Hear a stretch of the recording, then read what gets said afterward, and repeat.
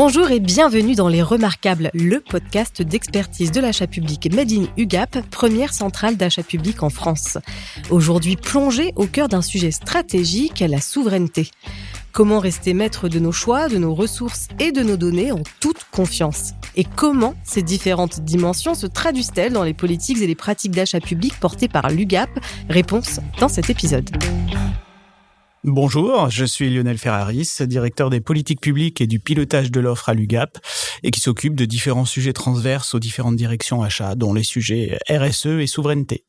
Frédéric Trinquecoste, directeur des achats informatiques, en charge de l'accomplissement des offres qui seront au rendez-vous chez nos clients, mais également l'application des réglementations qui nous gèrent au quotidien. Lionel, le terme de souveraineté est devenu central, mais pas toujours évident à saisir. Pour ouvrir cet échange, je vous propose de commencer par le commencement, comme on dit. Qu'est-ce qu'on entend aujourd'hui par souveraineté dans la commande publique ?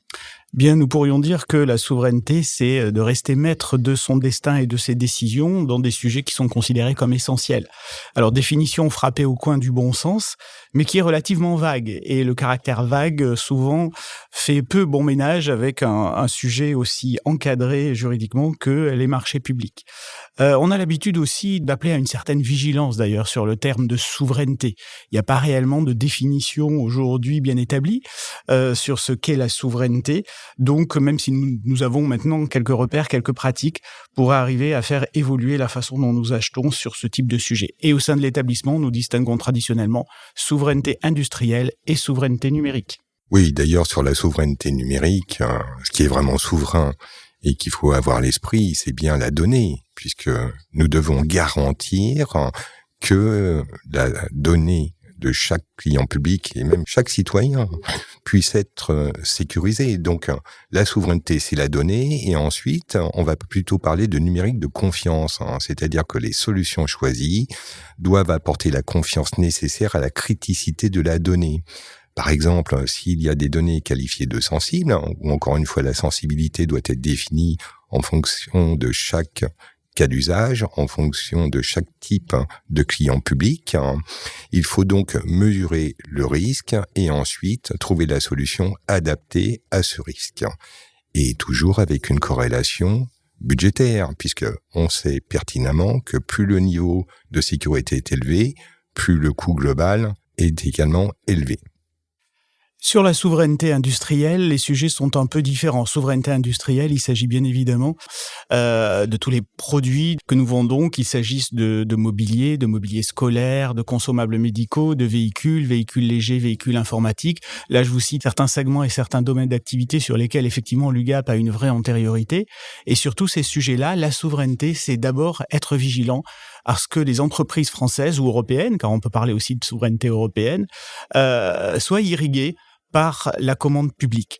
Il s'agit en fait de préserver et de soutenir l'emploi sur nos territoires. Alors, est-ce que vous pouvez nous expliquer quels sont les principaux enjeux pour les acteurs publics ?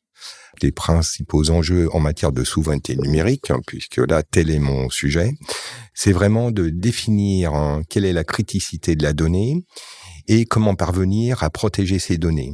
Ça, c'est le premier étage de la fusée. Si on construit une fusée demain, il va falloir avoir plusieurs étages de manière à pouvoir l'envoyer très loin.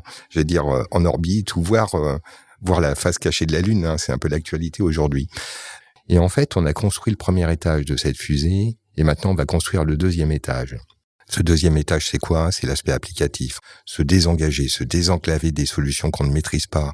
Avoir recours à l'open source, c'est crucial pour récupérer son autonomie et être maître de son avenir. Alors, au niveau réglementaire, le décret du 18 mars aide beaucoup la sphère État au sens large, puisqu'elle cadre finalement ce qu'il faut faire en corrélation avec l'article 31 de la loi Sren. Et deuxièmement, ce qu'il faut avoir à l'esprit, c'est que la DINUM, la Direction interministérielle du numérique, est omniprésente dans les décisions sur les projets qui seront supérieurs à 2 millions d'euros et qui impliquent de l'hébergement et du logiciel en mode SaaS pour les aspects bureautiques et applicatifs. Donc là, un très grand pas a été franchi par l'État, à l'instar des collectivités qui elles-mêmes ont des initiatives qui ne sont pas réglementaires, mais on sent bien la poussée.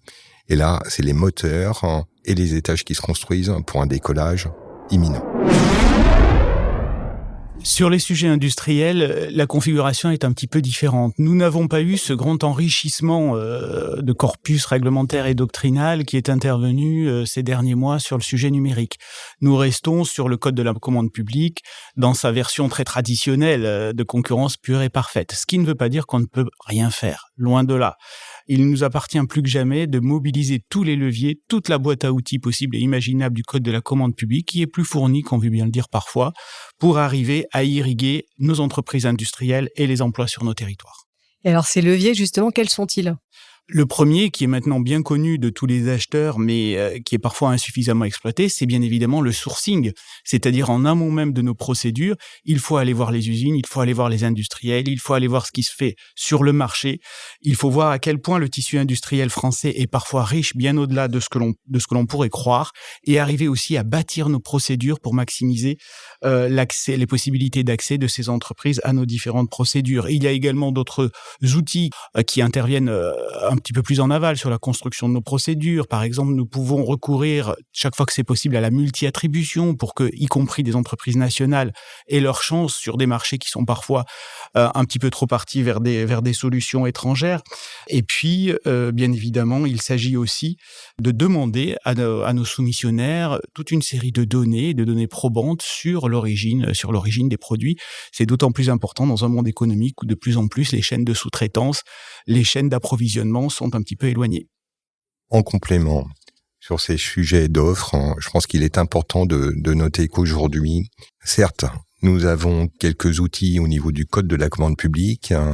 En revanche, la majeure partie des mécanismes qui sont insérés le sont au niveau technique par le biais d'exigences. Et ce mot est vraiment très intéressant puisque dans les cahiers des charges techniques que nous publions, puisque nous n'avons que des appels d'offres européens eu égard à la taille des appels d'offres, nous donnons à l'intérieur tous les éléments qui permettent de sélectionner au mieux les offres européennes, voire françaises. C'est notamment le cas pour les offres de cybersécurité, où là, nous introduisons des qualifications ANSSI, ce qui nous permet de retenir de facto les acteurs français en la matière.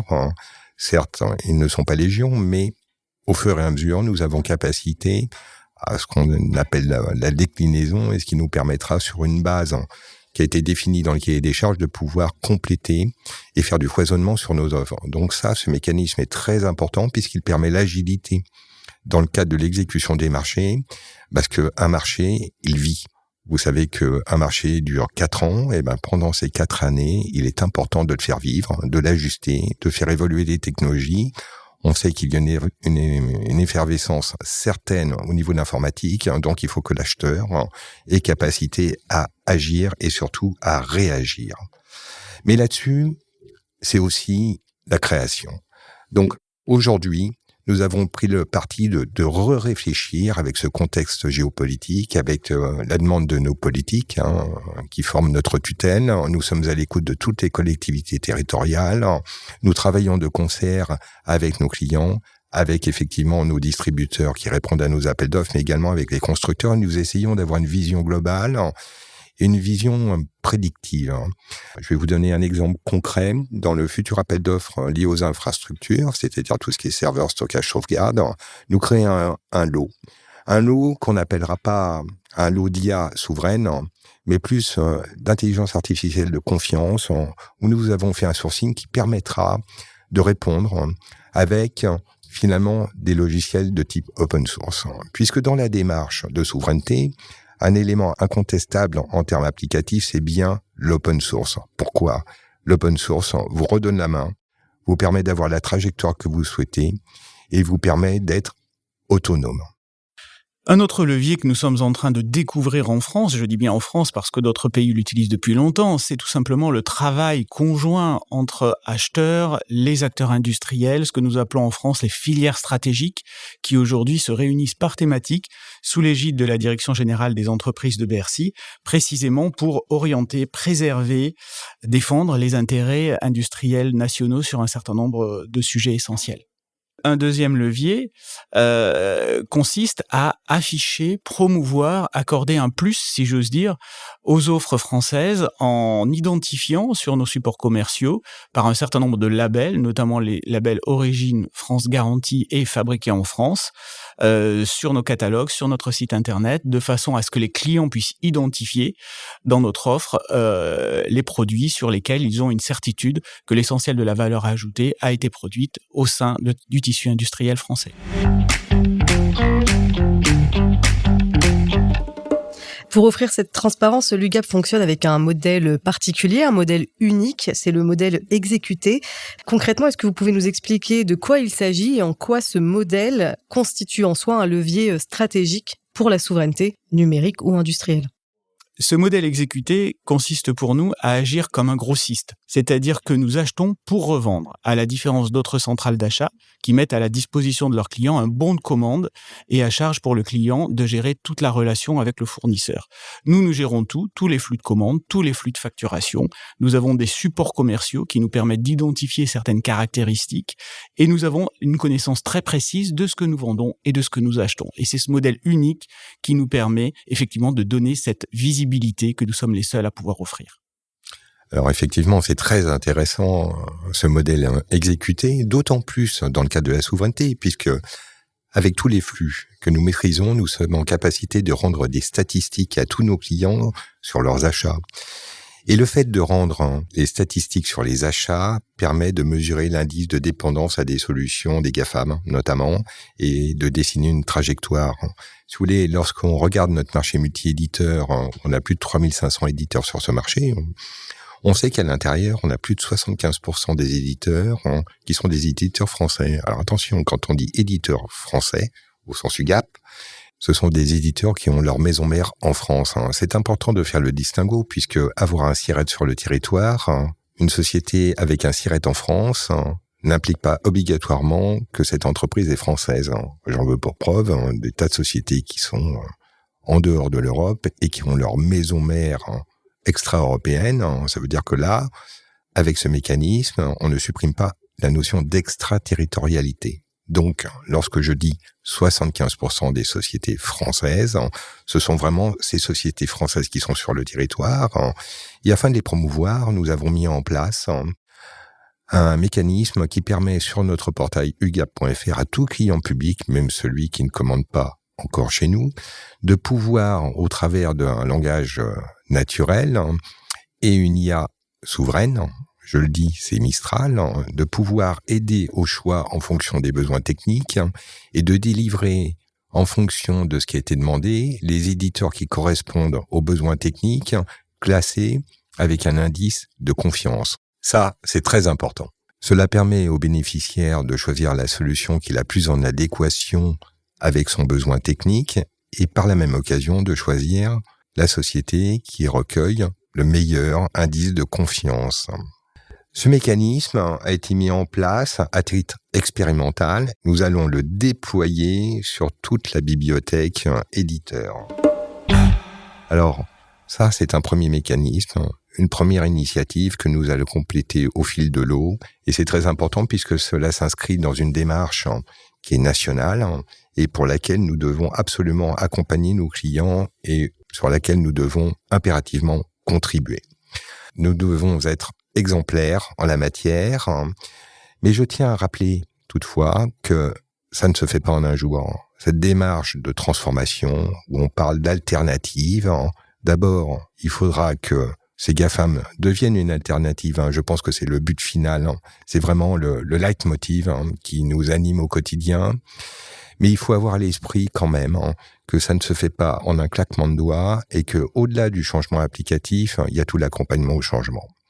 L'accompagnement au changement, c'est à la fois l'équipe technique qui doit la mesurer et l'appréhender et avoir un nouveau savoir-faire en la matière, mais c'est surtout les utilisateurs qui vont voir un changement applicatif et pour lesquels il faut absolument accompagner la transformation. Ce n'est pas si simple que ça de se désengager de quelque chose qui fait partie du quotidien. C'est comme si vous me disiez demain, on arrête de manger du pain et puis on va prendre des biscottes. L'exemple n'est peut-être pas très très bien choisi. Un petit côté Marie-Antoinette. Un peu, oui, il y a peut-être pas manger des brioches, mais ce n'est pas forcément le cas. Mais pour le coup, il faut, en disant que c'est sur le long terme, assurer la continuité de service public. C'est aussi le leitmotiv de notre établissement. Ça veut dire que certes, on est dans une pleine transformation, on accompagne sur la transition, mais pendant le chantier, la vente continue. Donc, si vous voulez, il faut que chaque établissement public qui est très engagé avec une solution qui est sur le cœur de son activité puisse continuer pendant cette transformation. Au-delà des contraintes techniques, au-delà des coûts financiers qu'il faut bien mesurer également, on se doit d'assurer la continuité. Le mot de la fin, je dirais que la souveraineté est devenue le nouvel impératif de la commande publique, que l'UGAP est déterminé à prendre toute sa part dans ce nouveau grand chantier, de la même façon que nous donnons le là depuis une vingtaine d'années sur les sujets RSE. Merci Lionel et merci à vous Frédéric. Merci. Merci. La notion de souveraineté est une notion plutôt complexe et vous avez su la rendre bien plus claire et accessible. En tout cas, on l'a compris grâce à son modèle unique, l'UGAP transforme la commande publique en un véritable levier opérationnel pour garantir une autonomie de décision et bâtir une indépendance durable. C'est cette capacité à offrir des choix éclairés et sans compromis qui permet aujourd'hui au service public de garder la main sur son avenir industriel et numérique. Merci d'avoir été avec nous et à bientôt pour un nouvel épisode des Remarquables.